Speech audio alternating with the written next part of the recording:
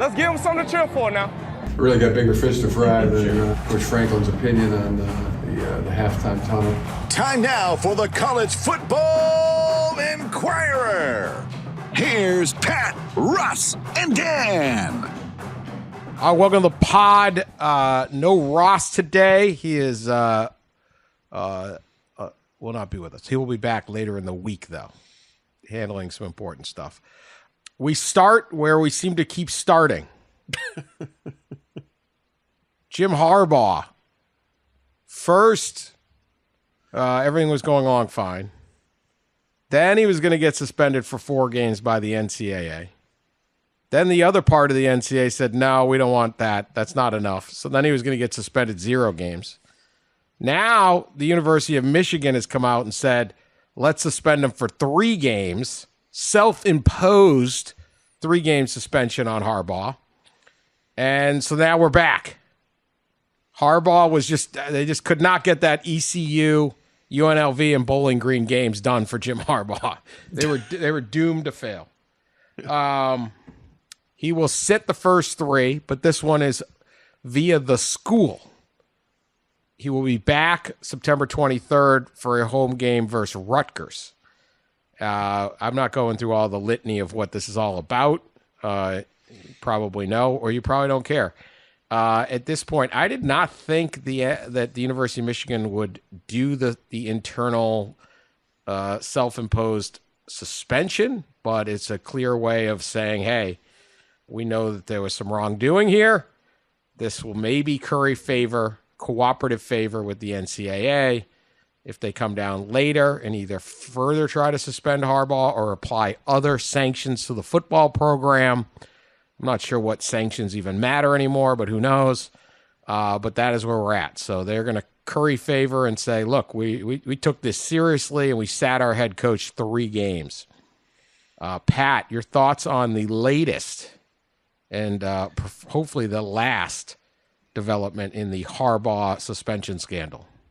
I think it will be the last for a while, but not the last on this. The thing I loved about this, and this really, you want to know how Michigan really feels about all this? Ward Manuel in the official statement. While the ongoing NCAA matter continues through the NCAA process, today's announcement is our way of addressing mistakes that our department has agreed to in an attempt to further that process. Not mistakes that we made, just mistakes we agreed to, because we got to agree to something. It's the last little shred of stubborn arrogance here from Michigan. We didn't do anything wrong. You're just saying we did something wrong, and I guess we're caught. But we're still not admitting it, dang it. We're just agreeing that there were mistakes. So, where this puts them, this is an interesting situation. Michigan is not dealing in a position of full strength here. So they take the 3 games here, and if you get a 4th game next year, like they were going to give them, that's Fresno State in the opener. If you get more than that, the 2nd game's against Texas next year, with perhaps Arch Manning as the starting quarterback for the Longhorns. Who knows? But so there are still some significant stakes if this goes to a hearing, if the NCAA says, no, we want to punish you more, and if Michigan can't hold a line of saying, well, punish us 4 games, that's what you were going to do to begin with, and the Committee on Infractions comes back and says, no, we want to punish you more than that. And if you do, you could see Jim Harbaugh sit out against the Texas Longhorns next season. Yeah. A lot of could have, should have, maybe there, but that's a potential setup for where this is going. Yeah, that's when Fox calls in and says, they got the juice over the Big Ten, but do they have it over the NCAA? Yeah, so that's it. Do they want 6 games out of Harbaugh? Do they want 4? But they just turned down 4. Why'd they turn down 4? Why wasn't that enough? There is a bit where, if you agree that there were violations in Michigan's way of explaining it, or you did it, you're supposed to you're supposed to kind of do a self-inflicted punishment. cooperation with the NCAA is a mixed bag. Sometimes it works. Sometimes it doesn't. You're supposed to, but there's times when you just say, go pound sand, go to hell, and they don't really get you. It's not just the suspensions to Harbaugh. The school has to look and say, will they put sanctions on the football program in general? Could they reduce scholarships? Could they put recruiting sanctions on us? Could they ban us from a bowl, a postseason or something? I think that would be wildly out of scale here. Yeah. So even if Harbaugh leaves at the end of the season to go back to the NFL, you could still have Michigan sitting there holding the bag saying, well, they can't get Harbaugh, but we're going to now take it out on you. Remember, this is a panel of the Committee on Infractions, 3 people from the Committee on Infractions who will ultimately determine this case, have already declined to accept the 4-game suspension. So part of your jury is clearly not very interested in, or seems interested in more penalty, higher penalties. So as a school, do you have to do this? Now, here's my thing about recruiting violations, recruiting sanctions. I don't know that any of those matter. Recruiting now is NIL, NFL, like it's can you get me to the NFL? What's the NIL deal? Like it's not necessarily, well, I can bring 75 official visits. Well, now I'm down to 65. I don't know that these sanctions that they have even work in the 2023 and forward world of how recruiting gets done. You know what I mean? I'm not sure. Yeah. I feel like maybe the penalties are outdated. So some of it's like, this is all the stuff they would have to assess. So if someone says, hey, you can't bring 6 guys in or something, 6 more guys in on a, I don't care. Like, right. It's more important, can we sit there and say, hey, Bryce Underwood, the star young quarterback they're fighting LSU for, who's a high school junior, they're not really worried about getting him over to campus. It's, do we have enough money to match LSU, what LSU might put in there, or anybody else? So, and quite honestly, if Harbaugh's gone, the whole recruiting dynamics change again. So I don't know. This school decided to do. I didn't think they'd do it, but there certainly was that option, and here it is. Yeah, I was surprised they did it as well. You know, I don't know whether they just felt like they need to get in front of this to a degree and show some proactivity and figuring, again, if we take 3 games here, maybe we can limit the potential damage next year.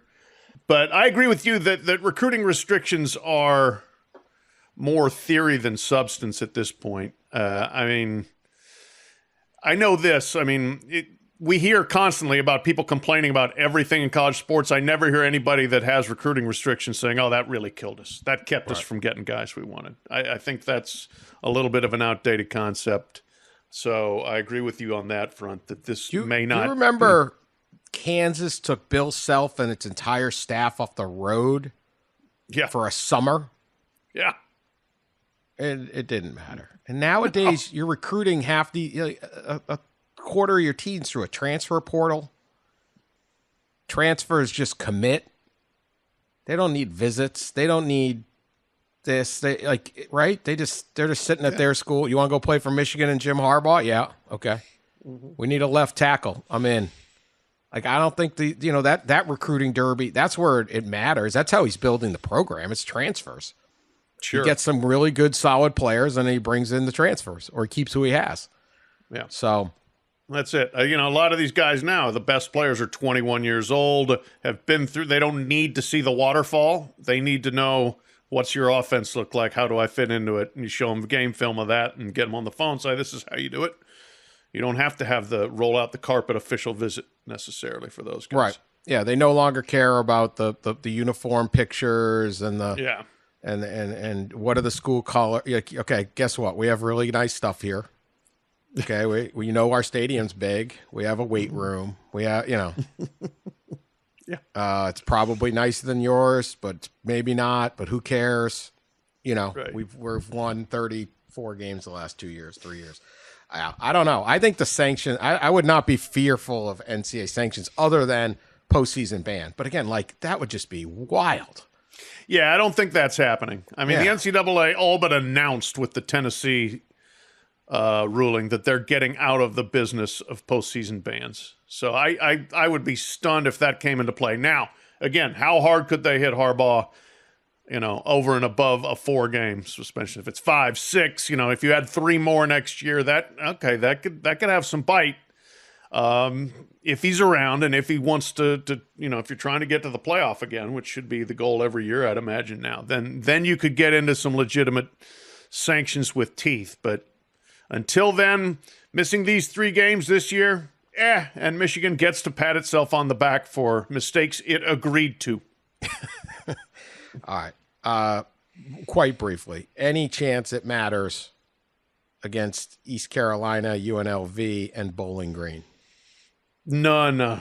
I mean, East Carolina last year. Yeah, not well, bad. last year they had that quarterback Halton Ahlers, who's like a 5th-year, 20-some-year-old guy who could really chuck it around. No, I mean, no. There's no chance. You know what? They could put Dan Wetzel on the sideline and they're going to win them all by. They're going to cover probably even. Available for a small fee.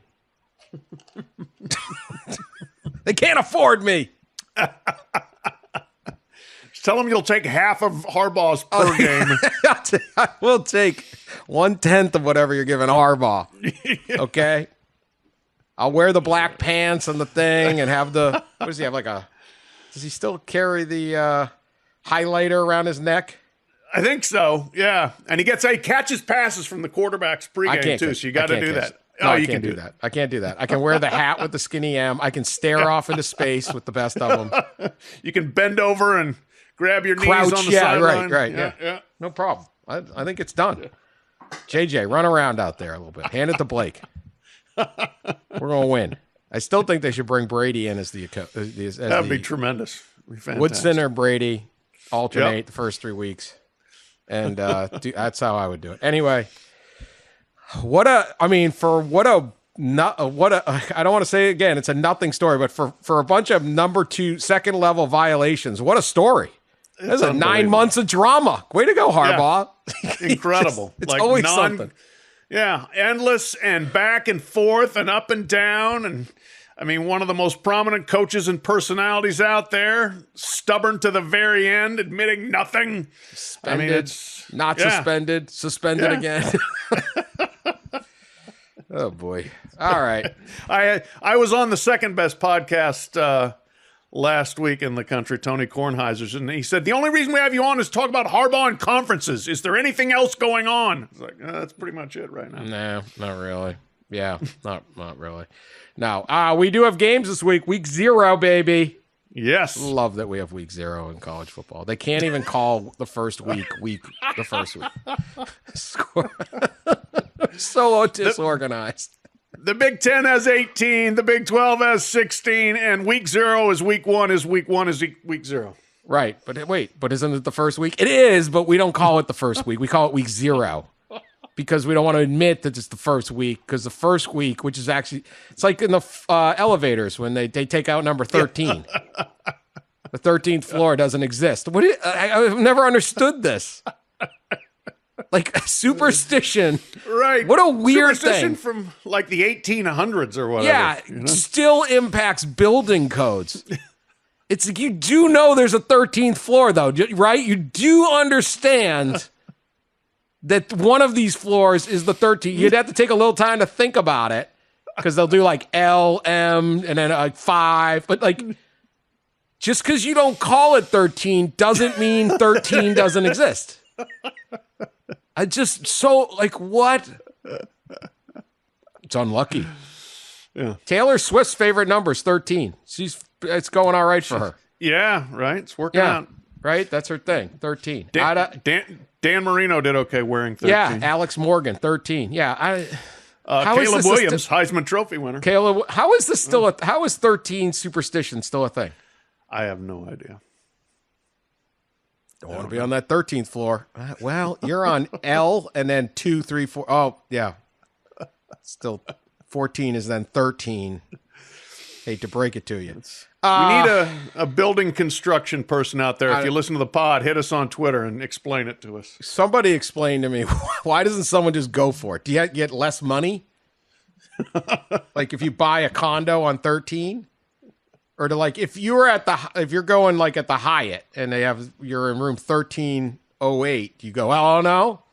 Do you get like a little bit off? Would you get less? Would it cost less? I don't know. Anyway, this is where Ross tells us to get back on point. This is why we need Ross. Right. Yeah. We're down the 13th floor rabbit hole. Yeah, I don't understand. Anyway, Notre Dame plays Navy in Dublin. I want to spend a little time on Notre Dame fighting Irish. This to me is the most interesting game of the weekend of week 0. We don't know what Navy's going to. They've got a whole new thing. They're preparing for the wishbone. So we'll see. Maybe they come out and air raid it and stun us all. Navy is known for its secretive tactic changes, right? Loose lips sink ships, so we shouldn't know. True. But it would be kind of un-American if Navy comes out slinging it all over. I don't know. I mean, yeah. It's kind of their role. You do not sling it. You line up in that option and you grind along. I think Marcus Freeman is one of the most interesting people to watch this year in college football. How good is he as a coach, and how good is Notre Dame? 9-4 last year. Tough start. They lose at Ohio State, 21-10. They were kind of competitive, but not quite. Good game. They held it together for a while. Come home, devastating loss to Marshall. Embarrassing loss for Notre Dame to lose to Marshall. They sneak by Cal. They look good against North Carolina. They beat BYU. They're starting to get going. They lose to an awful Stanford team. And they finally get it rolling later. They have a big win against, remember when Syracuse was hot? Yep. Then they beat Clemson. They get going, get to the end. They lose at USC in a decent effort, come back and win a bowl game against South Carolina. Certainly concerns about Marcus Freeman early, but look, rookie head coach, you don't hire a 35-year-old and expect him to be, polished. He's not Nick Saban. Everything's not perfect. So a little bit of growing pain, showed some stuff. Recruiting has been good, but not appreciably better than Brian Kelly. There was certainly a lot of hope for that. He comes into this season, though. He's got Sam Hartman, transfers in from Wake Forest. This is an excellent quarterback, best Notre Dame quarterback in a long time. And the question is, how good is Notre Dame? And can Marcus Freeman, I don't think anyone's soured on him. I just don't think anyone's been able to say one way or another, this is the guy, this isn't the guy. But he certainly has that ability to answer the question one way or the other this year. So what do you think? Is Marcus Freeman one of your most intriguing people in college football this year, Pat? Absolutely. He's on my list, and I'm you actually fascinated. do a list, right? I do. I do a most intriguing coaches list, most intriguing quarterbacks, most intriguing non-quarterbacks, etc. A lot of lists. But, this is a big reveal season for him. It's not make or break year 2, but it's a big reveal because, like to your point, and we like being able to get an easy, hands-on, definitive statement in a guy's first year. He's great. He's not up to it. We didn't get that with Marcus Freeman. I was just up there 10 days ago or so. They scrimmaged. You couldn't see the scrimmage. Reports out of it were that their offense looked great. Sam Hartman, probably the best quarterback Notre Dame's had since Brady Quinn. He is really good and veteran and gives them something they definitely didn't have last year. They've got some young receivers and receivers who haven't quite lived up to their billing that need to come through. They've got some defensive linemen that need to come through, but otherwise they like their team. The thing with Marcus Freeman, the interesting thing and the thing I want to know in talking to him, and asking him where maybe the growth areas are for him from first-year head coach to second-year head coach. Is he a tougher guy? I'm not saying he's not tough, but was he maybe a little too nice as a career assistant who became really popular with his players, and that's one of the reasons they were so happy to have him made the full-time head coach. And you got to turn that corner in that page, and then all of a sudden you got to be a little bit, you don't have to be Nick Saban, but you can't necessarily be the same guy that you were when you were an assistant coach and you were a quote-unquote players guy. And even with his own coaching staff, I asked him at one point, I said, are you meaner this year than you were last year? And his answer was good. He said, I don't like the word meaner. Am I more demanding, was what he alluded to. He said, yeah, he's probably more demanding. And so we'll see how that works out for him. I don't think it naturally fits his personality necessarily to just be a fire breather, but you don't have to be that to win. You maybe just have to be a little bit less of a nice coach. So we'll find out. We're going to see, what's the sideline look there. They've had some staff turnover. That largely wasn't expected. Tommy Rees was the offensive coordinator, went to Alabama. They promoted Jared Parker there, who had already been in the program. Strength coach, Matt Balis, kind of unexpectedly, at least from the outside, left right before the start of preseason camp. So what was that about? What does that mean? Don't know. Will it have an effect? Don't know. But this is, while Navy, they should beat Navy. It's kind of tricky opener, as you said. They play a different style, and we've got a new coach. There's some unknown. So I am very curious to watch and probably overreact to Notre Dame on Saturday.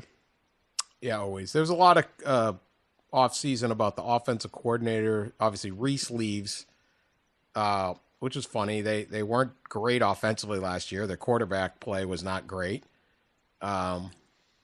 Reese goes to Alabama, though, which is kind of stunning, and takes the quarterback.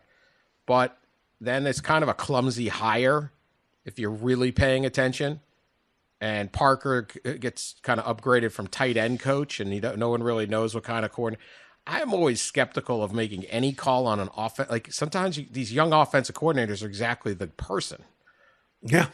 Right? Like, well, I mean, I didn't have any. I mean, who knows? I never know right. what an offense coordinator is going to do. I mean, so I don't think it's necessarily a bad thing. I think you're right. One thing is interesting. If Marcus, I think Marcus is he's a people person, right? Everyone likes this guy. Yes. Dating back to when he's an Ohio State player and a Cincinnati assistant coach and a Notre, like everyone likes the guy.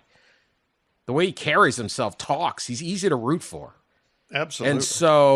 And it's funny because he's replacing a guy in Brian Kelly that not that many people liked. Right. Prickly. He doesn't come across that way. I actually thought he was fine, but I get like a lot of his jokes are fails and he just looks angry, but was a heck of a football coach. And he was underappreciated at Notre Dame in a way. He couldn't win the big one, but he got him to the big one. Yeah. And they never lost the bad game. Maybe not never, but rarely. And every time they had that one bad season, there was like a game they just basically quit against Michigan. He could turn things around. Extremely demanding. So, maybe he needs a little Brian Kelly in him. Maybe he doesn't. Or maybe he just needs to be himself. I don't know. It's just a very interesting season. They have Navy. Look, they should beat Navy. If they don't beat Navy, there's going to be a big reaction. Yeah. Tennessee State comes in. I think it's the first FCS team they've ever played in HBCU. Mm-hmm. So they should win that. They're at NC State. It's a very tricky game. NC State is dangerous this year. They can absolutely win that game. That is going to be a really big game because everyone's counting on beat NC State, beat Central Michigan, and then Ohio State shows up, and you're 4-0, and this is a top 10 matchup, if not better. Right. But that NC State game, then they're at Duke, at Louisville, USC comes, Pitt, at Clemson, Wake, and then at Stanford. 3 monster games, Ohio State, USC, and Clemson, but some tricky games, NC State, I would say Pitt as well, and then this kind of weird Wake Forest game where Sam Hartman goes against his old guys. But this season could go in all sorts of different directions. Yeah, no, it's fascinating. It really is. Like you said, there's one big game a month, but there's a lot of other games that you don't show up like you did against Marshall. You'll not only get beat, you might get beat badly by an NC State, by a Louisville, by a Duke. At Duke. Right. I'd add that right after Ohio State. Yeah. Yes. Yeah, that's where we'll see. That's one thing he did allude to when I talked to him too, of like the growth curve of getting over one game and getting to the next game. And, you know, you lose to Ohio State and you pour everything into that season opener, and then you come back and you are completely flat against a Marshall. And so, you know, we'll look to see if Notre Dame has improved in that area. But they've got talent. They've got a lot of good players. They've probably got a top 10 pick on the offensive line. Joe Alt, again, everybody loves the quarterback. The running backs are probably good enough, need some receivers. They should be much better offensively. And then defensively, if you can rush the passer, otherwise things are probably in pretty good shape there. So Notre Dame's one of those teams. If they are well coached and stay healthy, could end up in the top 5, could end up in the playoff contention. If not, outside of the top 10, 15, 20, and people are still asking whether Marcus Freeman's the right guy. Yeah. Yeah, it's all there, and they can play a big role in how this whole season it actually plays out. And there's another part to this, and one of the big parts of Brian Kelly restoring the program to strength and to relevancy is before Brian Kelly, there was a lot of people who would say Notre Dame can never be good. Notre Dame can't be good unless it joins a conference. Notre Dame is living off glory from, you know, Lou Holtz and then before that. And they haven't won a national title since '88. They haven't been relevant. Brian Kelly made them matter. BCS game, 2 playoff appearances. Yes, they lost all of those, often in spectacular fashion. But, again, they were there. They won games. They had Heisman finalists. They had first-round picks, all on offense and defense, right? Every time Notre Dame came to your city, it was the biggest game, the highest ticket. The TV ratings were there. But they had to be good to get that. Notre Dame can't rest on a conference, right? Everyone else who's in a conference can sit back and say, we stink for the next 5 years. Our money is the same. Notre Dame's going into an NBC contract negotiation in 2 years. What are they worth? Now, I would suggest that they feel confident. NBC feels confident. They're probably going to get enough money where they can feel confident in saying, we don't have to join a conference. We're good, especially if the ACC sticks together and they still have the scheduling alliance. But there's like a little bit more to the business of them being pretty good. You don't want to go into an NBC contract if all of a sudden you're going 4-8 or something like that. Like, That's a great point. There's a lot no. ran on the line here. That's a great point. That, like, Jack Swarbrick stuck his neck out there with a untested head coach in his early 30s and said, this is who we're going with for the future of the program coming after. I believe Brian Kelly ended up being the winningest coach in school history. He was, yeah. And what's coming up in the next is a huge contract negotiation, and the entire structure of college sports is very fragile all around you. You know, can Marcus Freeman keep us independent or not? No pressure, Marcus. Can he keep the ACC alive? Yeah, Marcus Freeman. Any more pressure we can throw on you? He's like my cousin Vinny at the trial. And your biological clock. But that's what you risk when you're independent. Yeah. There's we're not good right now, but don't worry. Ohio State and Michigan are going to play, and like 18 million people are going to watch. So just keep cutting the checks. Like, if we start to stink again, I would not think one season would scare NBC away. I don't think it would. But if I'm a Notre Dame television negotiator, I would like to walk in going, we just went 10-2. Mm-hmm. See how good we played? We were still relevant when we played Clemson. We're still relevant in November. Yep. Right? We're still relevant. See not just the Ohio State rating, but the USC rating, because they will be in 3 of the 10 biggest games of the year. So they need to draw numbers. It's just the nature of the risk. Yeah. Yeah. So here it is. I mean, they just got a big Under Armour deal, right? They did. Really big. Did they stay with Under Armour? They did, like a 10-year, $100 million the highest deal, one ever. So yeah. So yeah, I mean, that's, they're bringing in money that way, and Notre Dame has money and has ways to get money, but The TV contract is the biggest thing, and as you said, that it sure helps to strike when the iron's hot. Now, the guy that's going to be negotiating that contract, what just left being president of NBC Sports, Pete Bavacqua, who's going to be the next AD. So they certainly have someone who knows his way around that block and knows his way around NBC. I think it's going to work out just fine for Notre Dame, but it would be much easier for them, I would think, if you are going in off of another good season as opposed to where the trajectory is pointing the other way. Yeah.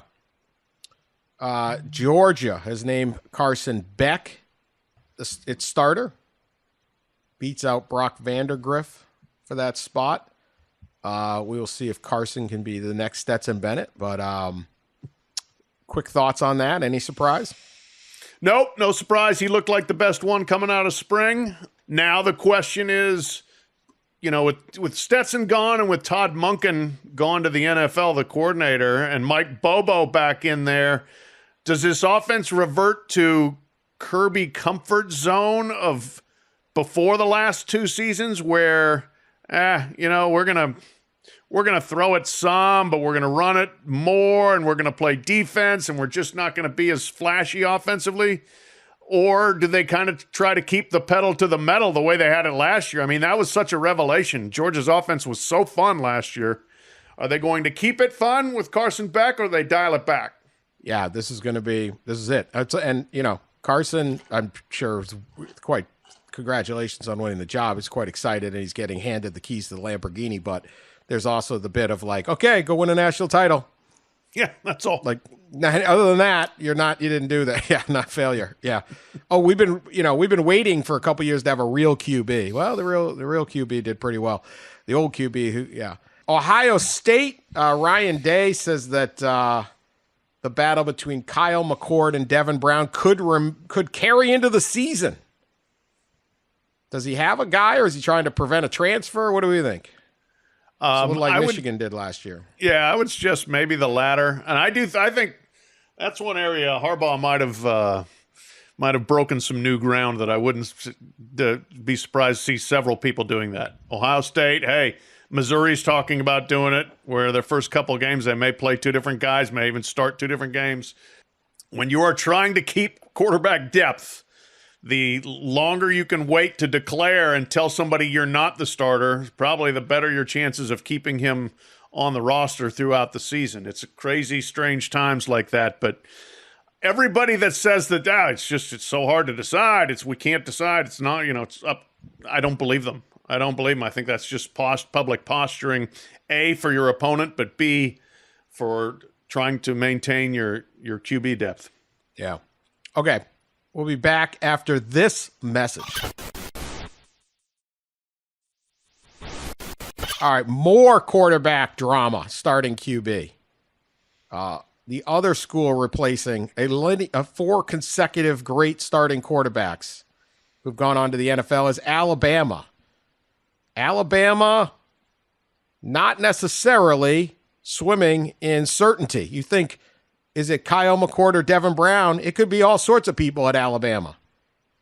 Sean, can you play this is the quote when asked after a scrimmage, I think over the weekend, of Nick Saban. Nick, how what happened with the quarterbacks out there? Can you play that clip? They all got to play. They all took snaps. They all completed some passes. They all made some throws that weren't as good as they should have been. And they all got sacked. That's what I saw. Okay.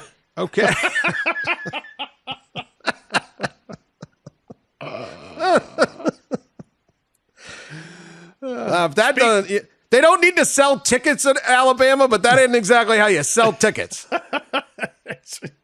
Speaking of coaches who don't want to tip their hand at all.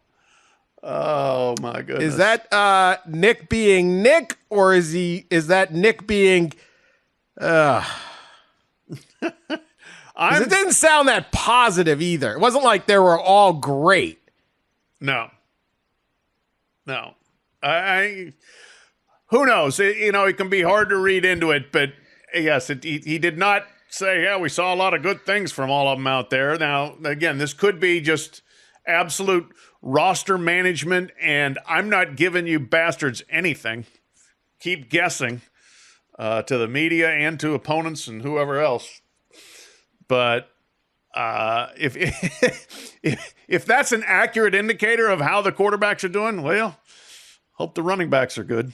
Yeah, they got a lot of other good guys. Yeah. I mean, I'm listening to, look at these Ryan Day quotes. Our staff feels confident in both, which is exciting. This is two good players getting after it. I think they're making each other better. They're both playing very well. We have confidence in them. You don't know until you get to the game exactly what you have. Practice is good. Practice gives a snapshot. There's been times over camp I felt one was going to take over, then the other came back. I mean, that's the battle between McCord and Brown, and I know that's Ryan Day. Saban's just like, yeah, they all were out there. Yeah. We do have quarterbacks, 5 of them. Yeah, they all took the field. They buttoned their chin straps. They competed. There we go. All I'm saying is if this goes bad, this was the tell. Yeah, right. Okay? Like, he's going to be like, I tried to tell you guys, we are bad at quarterback. I tried to tell you. And right, he looked like he was blinking like a hostage. Yeah, now, yes, they have had an unbelievable run of quarterbacks 4 in a row, but they also won a national championship with Jacob Coker, and were pretty damn good even with like John Parker Wilson at quarterback. So Greg McElroy, who's a great announcer, but he was not necessarily an overwhelming quarterback. So Saban can figure some things out if he doesn't have a great QB. Yeah, look, they've got a lot of other guys here, so it's all there. I want to introduce our new favorite band. Our new favorite band. You can cue this up, Sean. It's called the Van Hayden, not Van Halen, Van Hayden Band, after Hayden Fry. This goes into the, sort of like the dead Schembechlers at Ohio State or some of the others. Yes. This seems to be a new band, the Van Hayden Band, coming soon to a tailgate near Kinnick. They are both an Iowa, they're pro Iowa and a Van Halen tribute band rolled into one. They, the song Jump, Van Halen Jump. They have one called Punt. Might as well punt and play this one. I think this is just called Iowa to the stylings of Panama. The Van Halen classic. Play this, Sean.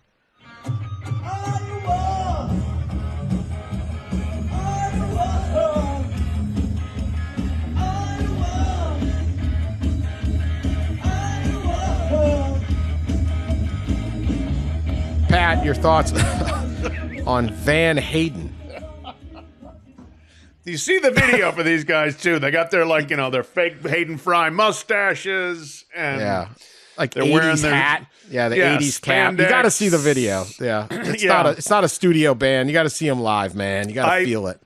I prefer their musical stylings on Punt to Iowa because the Punt just speaks to the program's ethos and the lyrics are pretty clever there. 4th and inches they're gonna always punt. So it was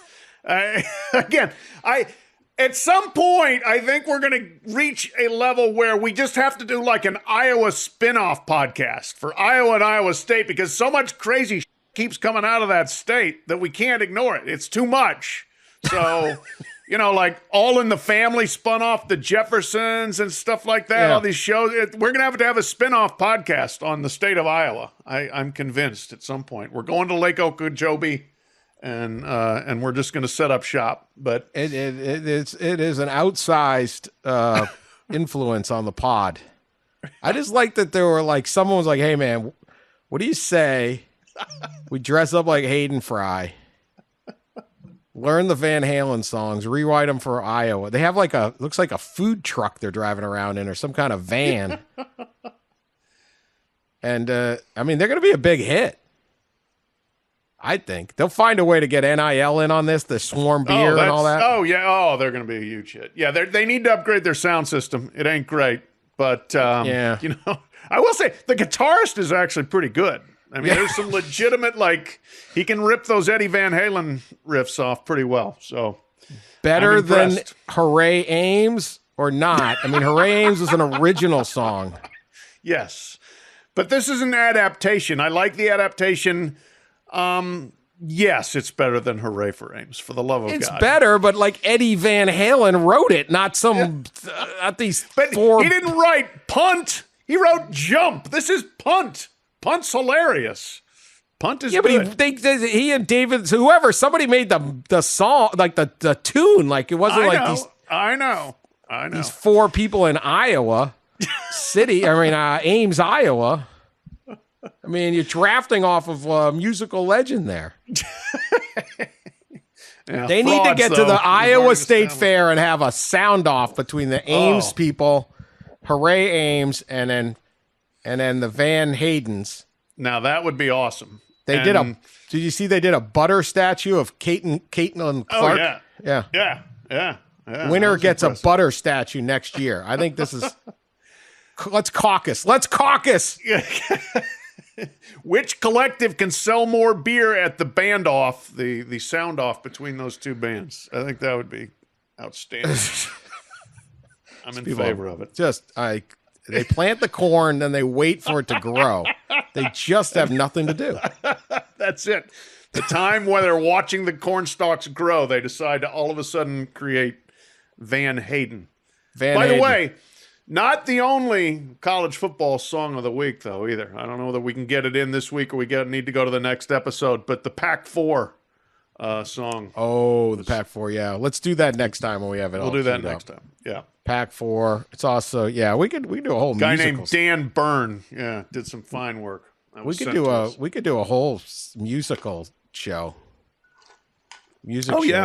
Yeah. We should have done it when Ross wasn't here because he'll be disappointed in us.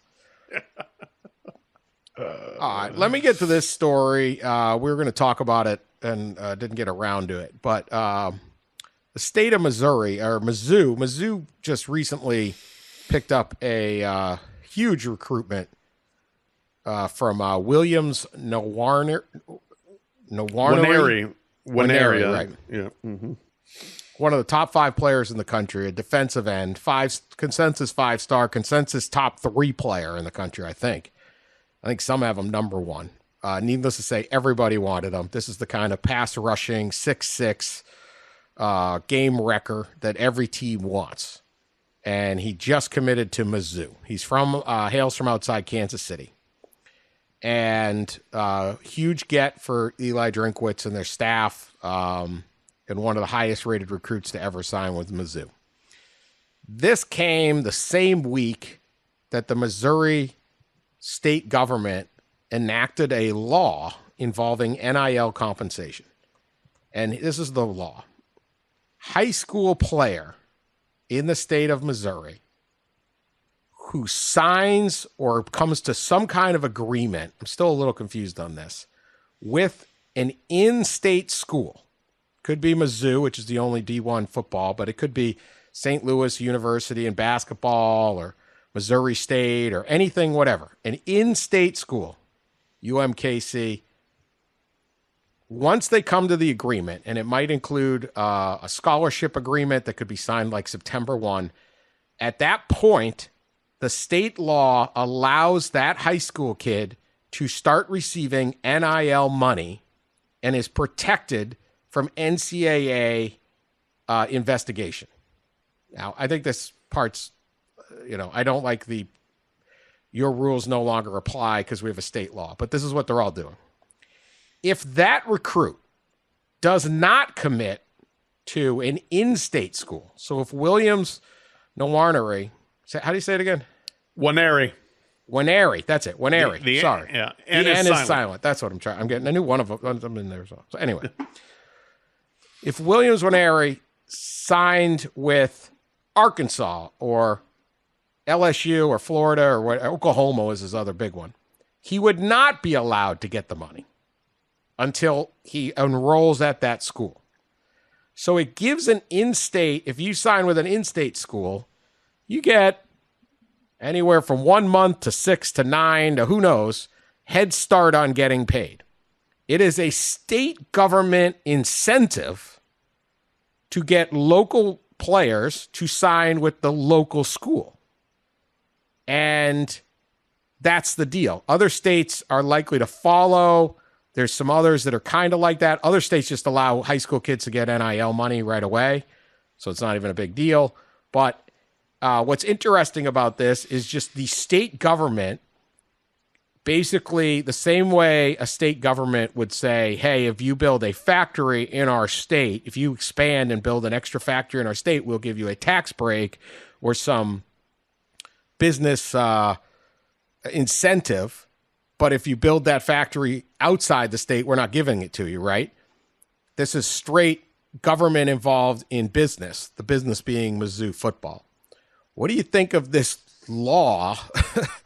Now, Williams said played a small role, but it was mainly how much he liked Coach Drinkwitz and all that. And I don't think this is a make or break deal for most recruits, but it's done for a reason. It's an incentive. It's a small incentive, but it's an incentive. What do you think of these kind of laws coming into play and actually being done state by state, Pat? Yeah, it's fascinating, and your column was good on it because it did kind of point out, this is how state government works in terms of incentives for businesses. So if you could draw a direct through line and just say this is business, fine, but yeah, Missouri is part of the Southeastern Conference and is part of the NCAA. There has to be some uniformity of rules. This obviously, and I think Arkansas either has or is trying to have a similar law, just completely kind of end runs that. And it's the kind of thing that like drives Greg Sankey crazy. We were in Nashville listening to Sankey, and he was, talking quite a bit there about, what was the phrase he used? A race to the bottom, I believe, of these state laws to try to circumvent a uniform set of rules. So Missouri might have won the race to the bottom. They definitely won a race for the best defensive end in the country. Beat Oklahoma, which was presumed to be the leader, and beat Georgia, which is, if you play defense, that's probably the best place for you to go. How much did NIL have to do with it? I'm going to guess probably a fair amount. I mean, the numbers I've heard of, which are not unreliable, unofficial, if they're anywhere close, the young man's getting paid and getting paid quite well. So good for him on that front. Is it good for college football? That's the other matter. I will say that how much of this is upfront money versus do you wait 4 months, 6 months, 8 months, and you're going to get paid that elsewhere that may help you become a better NFL player where the real money is? This reminds me, it's a little bit of a gimmick that reminds me what Billy Donovan once told the mom of a player, a very good recruit who came in and wanted $150,000 to go play at Florida. And he said, you're asking for $150,000. I'm trying to get your son $10 million. And maybe the decision should be made more of that instead of what you can get on the front end. Nick Saban has brought up, the astronomical amount of salary that his players have gotten in the NFL, brings that up for a reason. Said, we're not here necessarily to pay him 6 figures on the front end. We want your son to be worth 9 figures on the back end. And the player, by the way, whose mom went to Billy Donovan, ended up being a very good long-time NBA player. So, and he didn't get the money, didn't go to Florida. But it's just, are you trying to gimmick things on the front end for a short-term deal, or are you trying to do what's best for your athlete for his career? Yeah, and again, there's no indication on this that played that big of a role. It's about his belief. He says that that he's going to get playing time in Missouri. He really likes Drinkwitz and the staff, the SEC, the whole thing. So fine, he wants to play close to home. There's a million things. It's just I don't even know what to make of it. I think it's a gimmick that really doesn't matter, is my guess. Right. It just is fascinating that you now have, again, every state would sit there and say, well, we were thinking of adding a factory, and they go, oh, well, we'll help you out. You go, well, we're going to put it across the river in the other state. Well, we're not going to help you out, right? This is literally what they do. And so from that level, I talked to one of the sponsors of the bill, Curtis Gregory's a representative in Missouri, and he played offensive line for Mizzou back on their really good teams. Their best team, that 12-2 team they had. Chase Daniel was their quarterback. 2007, Yeah, he was the only starter on offense that wasn't from Missouri. So Gregory's he says, look, everything's an incentive. Everything is incentive. The new locker room's an incentive. Our business school is an incentive. The weather we got great weather. You're trying to incent. Everything is sales. This is just part of it. This is what we do. He says, how is this different from anything else we do as a lawmaker? So I just think why wouldn't we help Missouri, right? We should want them to be good. It's more money, it's more everything. I don't know. Like I don't think this is going to matter. I just found it to be absolutely fascinating. Oh. And state legislatures are getting in on this. And I've kept saying, at what point do we get when a state legislature starts funding football, college football and basketball? Like if you're getting left out of a conference and you go, wow, they would never get involved in that. They literally build billion-dollar stadiums for billionaires in the NFL. Yeah. Right. They build billion-dollar stadiums for billionaires just so they can keep their team. And they play 8 games in the thing a year, 10 games. Maybe it's used for some other, but they hand over to the richest people on the whole country billions of dollars in facility. Yeah. Why wouldn't they cover the problem of, hey man, Washington State isn't in a major all right, you know what? Let's allocate $25 million a year to Washington State so they can still fund themselves. Like at what point are we getting into real state by state wars? That to me was the window to I don't know if it'll lead to that, but man, this was pretty wild that this is what they're sitting around coming up with. Yeah, absolutely. And that, you can pull 20 different strings on NIL and collectives, and where things are going, what angles people are trying to pull, that sort of thing. But this one I thought was one of the most interesting, and it does go to the, state by state fanboy legislators and what they can do for state U. And yeah, there is some benefit when Columbia, when the hotels are full and the restaurants are full, that's good for Columbia. It's good for the state economy, no doubt about it. Now, if they're trying to tell people the weather is good there, they're also lying, because the University of Missouri is not home to anybody's idea of ideal weather. I can tell you that. Yeah. So there you go. Daily Mail has come through for me finally. Uh-oh. Back at it, Daily Mail. Been on my probation for being not so good lately. A plague of beer-swigging raccoons are trashing people's homes and eating their pets, causing catastrophe in Germany. Oh, my. A plague of beer-swigging raccoons trashing people's home, eating their pets is caused. I guess the headline was the lead. Homeowners are being hit with bill repairs of up to 10,000 euros after returning from their travels to find their kitchens damaged by pesky creatures. Apparently, in this one high-rise in one town, the very aggressive group of raccoons are breaking in through windows, getting in and getting after anything they can inside the kitchen, including food and drinking beer, and then going after, like, if you had a fish bowl or something. That's not good. Yeah. How are they breaking in? Windows. They're getting in through the window. Okay. It looks like someone left the crack of their window open. I don't know. There's pictures.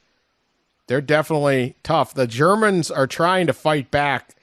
They tried to eradicate the population. They killed 200,000 raccoons. Oh, my. Because it only been 10,000 a couple decades ago. They didn't have raccoons in Germany, but now they do. And so there's not much they can do.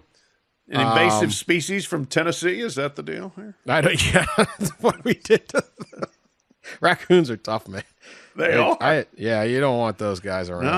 No, they're almost a little bit like land-born otters. I mean, oh yeah. different. We have an otter update. Yeah, we have an otter update. We do. Too. Don't worry. Okay. Yeah. Great. But what do you think of them drinking? I mean, German beer is very good. I can't really blame them. No. I mean, they're showing some taste at least, and living up to their German heritage, even if they're really from Tennessee. But by drinking Not the the German first beer. American tourist to head over there and get this done. Yeah.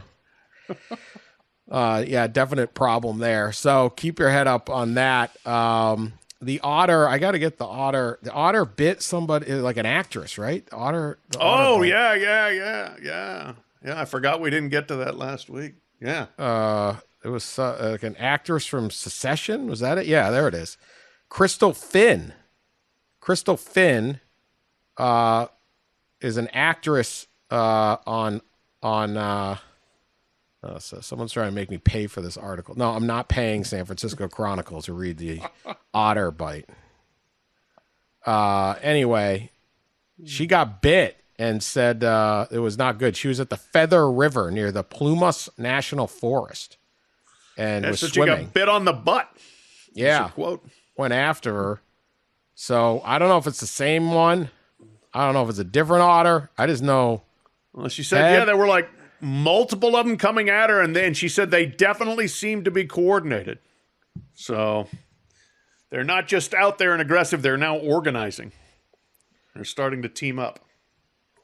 So you think the Otters and the Raccoons are going like bicontinental war here? Yeah, look, they got stuff in common. They kind of, about the same size and claws. German and economy, teeth. is that is that the second biggest in the world, or is it behind China? It's a big economy. I think they're going after the big dogs. Sure. Give them credit. They're taking them on, Yeah. No, they're shooting big. They're not messing with Turkmenistan or something. I mean, they're going America, Germany.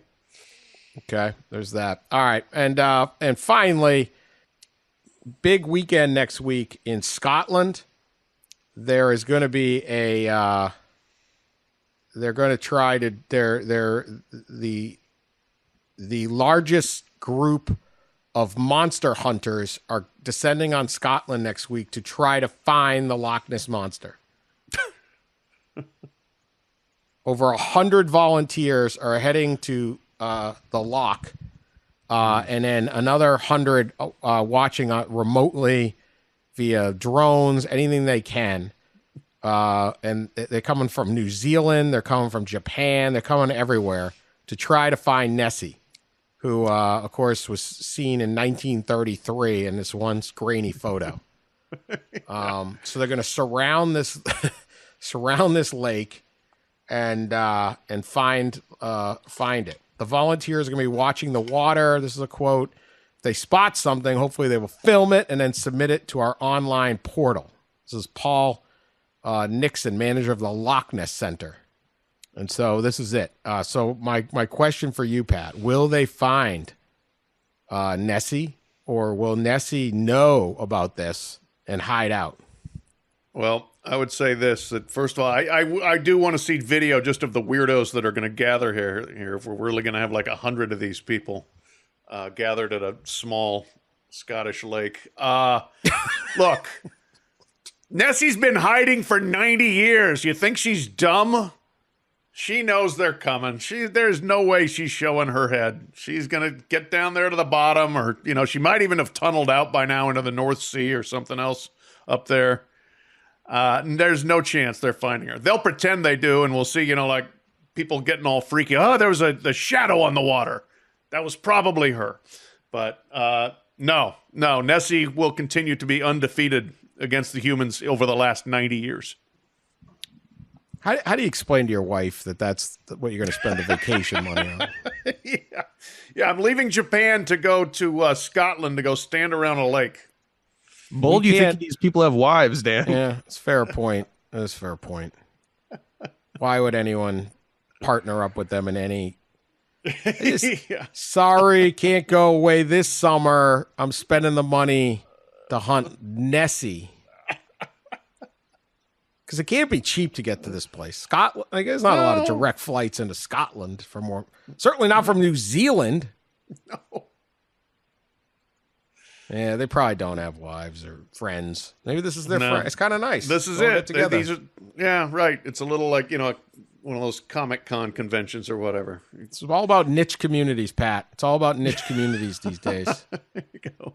What would the Scottish pub crowd look like with these guys? I mean, I kind of have low expectations for their drinking, and they probably don't drink.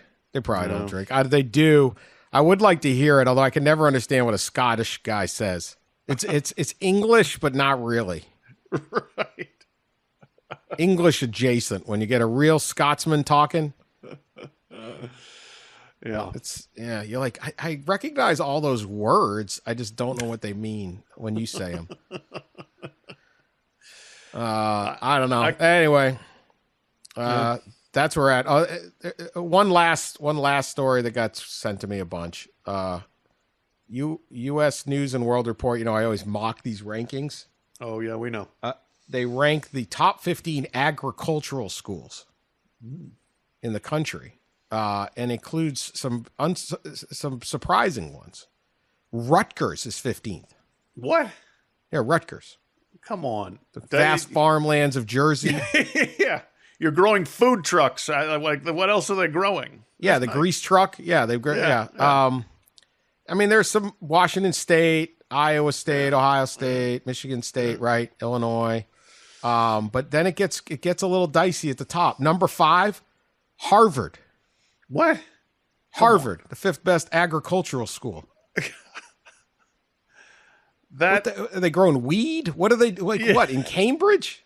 Where? Yeah, find me the plot of land where they're growing anything there. Harvard Yard has some grass, but they don't even mow it because it'd be unfair to the bees or something, right? Like no mow. Fields on a hill. It's not a good field design either. Remember, we played them. It was a mess. The field was crooked. Oh yeah. Did you win? Oh yeah, we beat them. Yeah, beat the hard. URI. That's it. Yeah, this is really good. Harvard came in 5th. Kansas State's not on the list.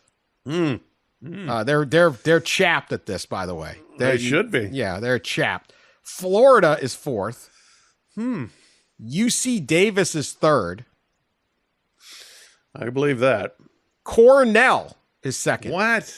Come on. 2 Ivy Leagues in the top 5. What? And number 1, somehow, the University of Massachusetts. What? This is ridiculous. That's right, baby. Number 1. It's the only thing your alma mater's been number 1 in ever. Dining. They have a good dining program. Dining Common. What does that have to do with agriculture? You got to grow the food. I don't know. Number 1.